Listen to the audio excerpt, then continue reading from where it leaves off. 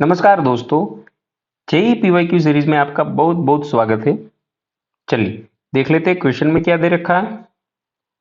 A uniform rod of mass m and length l is pivoted at one end so it can rotate in vertical plane. आप देख सकते हो यहाँ figure में ये point के अबाउट ये घूम सकता है, ऐसे हमने अरेंजमेंट की है। There is negligible friction at the pivoted. The free end is held vertically about the pivoted and then release. The angular acceleration of the rod when it makes an angle theta with the vertical. चलिए हमें इसका angular acceleration चाहिए। जब ये यहां से theta angle बना रहा है तब इसका हमने यहां से इसको क्या है कि भाई एक पॉइंट से हमने यहाँ पिवोटेड कर दिया है, फिर ये वर्टिकली घूम सकता है, हमने इसे रिलीज कर दिया। जब ये थीटा एंगल बना रहा है तब मतलब जब ये यहाँ से जैसे जैसे जैसे जैसे नीचे आता जाएगा इसकी वेलोसिटी बढ़ती जाएगी, एंगुलर एक्सेलरेशन चाहिए भाई। तो क्या होगा एंगुलर एक्सेलरेशन जब ये एंगल थीटा बना रहा है तब की बात हो रही है। चलिए तो पहली बात ये ऐसे घूम क्यों रहा है भाई? तो घूम इसलिए रहा है क्योंकि इस पे टॉर्क लग रहा है। तो वापस सवाल, टॉर्क कौन लगा रहा है? तो यहाँ तो कोई एक्सटर्नल फोर्सेस है नहीं। नहीं नहीं नहीं नहीं भाई, कोई तो है जो इसे घुमा रहा है, और वो भी इस पॉइंट के अबाउट, ये पॉइंट के अबाउट। तो इसे घुमा रहा है mg, क्योंकि mg कुछ ऐसे लगेगा यहां से ये पॉइंट के अबाउट, तो ये डेफिनेटली घुमाएगा ही घुमाएगा। चलिए तो ये टॉर्क लग रहा है इस पे, और टॉर्क लगाने का कार्य जो कर रहा है वो कर रहा है mg।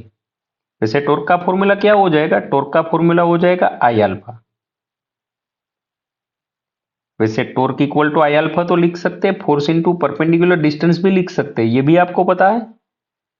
आई अल्फा तो है ही, आर एफ साइन थीटा मतलब एफ इंटू परपेंडिकुलर डिस्टेंस भी तो है। चलिए ये फोर्स कौन से पॉइंट पे लग रहा है? ये पॉइंट पे mg की बात कर रहा हूं, कौन से पॉइंट पे लगेगा? सेंटर ऑफ मास पे लगेगा। सेंटर ऑफ मास जहां पे वहां पे लगेगा mg।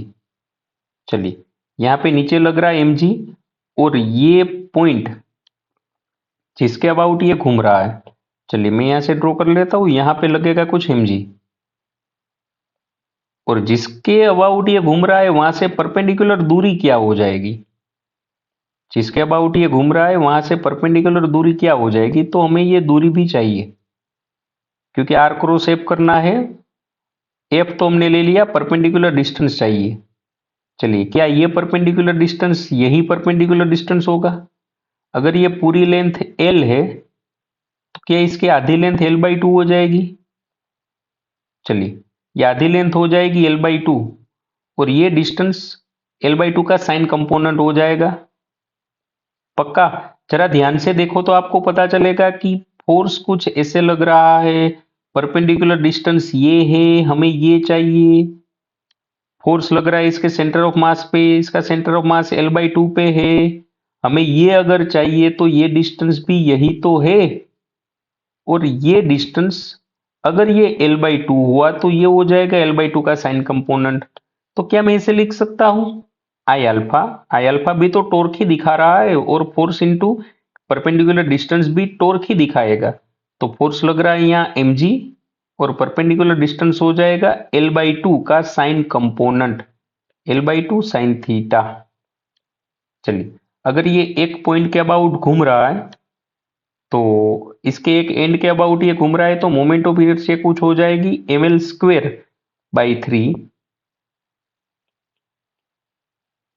चलिए ml square by 3 into alpha, ये हो जाएगा mg L by two sine theta. काट दो सामने जो निकल रहे हैं वो। चलिए पहले तो ये मास कट जाएगा, एक एक बार ये लेंथ भी कट जाएगी। क्या बचेगा? अल्फा इक्वल टू 3 को भेज दो सामने, ये हो जाएगा 3g साइन थीटा वहां एक बार एल बचा, एल को नीचे ले लो, 2l। यही हो जाएगा एक्सेलरेशन। चलिए, तो मिल गया हमें 3g sin θ/2l। मिलते हैं फिर अगले वीडियो में। Thank you.